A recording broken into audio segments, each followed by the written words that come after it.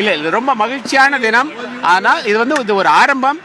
இதை வச்சு நாங்கள் தமிழ்நாட்டில் காங்கிரஸ் கட்சியை பலப்படுத்த வேண்டும், வளர்க்க வேண்டும். அது எங்களுடைய பொறுப்பு. அது எங்க மேல இருக்கு. ராஜீவ்காந்தி அவருடைய நினைவு நாள்ல இது மாதிரியான ஒரு நிகழ்வு நடக்குது. இது அதனால தான் நாங்கள் இப்போ ஸ்ரீபெரும்புதூரில் போய் முதல்ல அஞ்சலி செலுத்திட்டு அங்கேருந்து நேரம் இங்கே வரோம். இது ரொம்ப ஒரு மகிழ்ச்சியான தினம் தான்.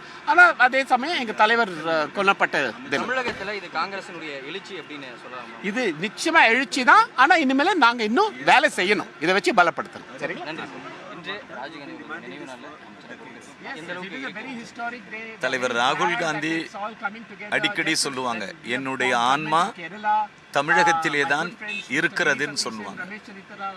அந்த ஆன்மாவினுடைய நினைவாக எங்கள் தலைவர் ராஜீவ் காந்தியினுடைய நினைவில்லத்துக்கு சென்று அஞ்சலி செலுத்திவிட்டு வந்திருக்கிறேன்.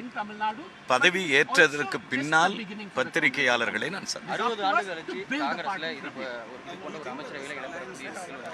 மகிழ்ச்சி, ரொம்ப சந்தோஷம். என் வாழ்நாளில் கிடைக்காத மகிழ்ச்சி.